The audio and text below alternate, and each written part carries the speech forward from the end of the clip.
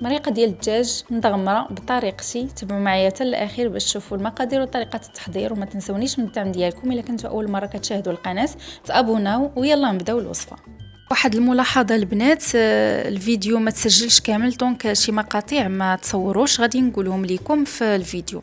غديروا كميه ديال الدجاج، الكميه اللي حبيتوا، غتزيدوا عليهم البصله مشلضه وشويه ديال الثومه، غديروا قزبر معدنوس، التوابل، شويه د الخرقوم بلدي، شويه سكينجبير، شويه د الابزار، شويه ديال القزبر يابس، شويه ديال الملحه، وغديروا راس معلقه تقريبا صغيره ديال السمينه حاره. والمقطع اللي ما سجلاتوش ليا الكاميرا هو شويه الحامض المصير، انا راه درته. وغنديروا هنايا شويه زعفران حر، تخلوا في الميه ديالو حتى يطلق وتزيدوه. وغنديروا ورقه سيدنا موسى، غير كيعجبني المذاق ديالها، كيبقى اختياري نتوما وعلى حسب الذوق ديالكم. صافي، وغادي نخليو هادشي يتشحر مزيان، وغادي نزيدوا في الاخر شويه ديال الماء باش يطيب لينا داك الدجاج مزيان. وفي الاخر فاش يقرب يطيب غتزيدوا الزيتون، وهنايا راه زدت زيت العود ولكن ما صوراتوش الكاميرا.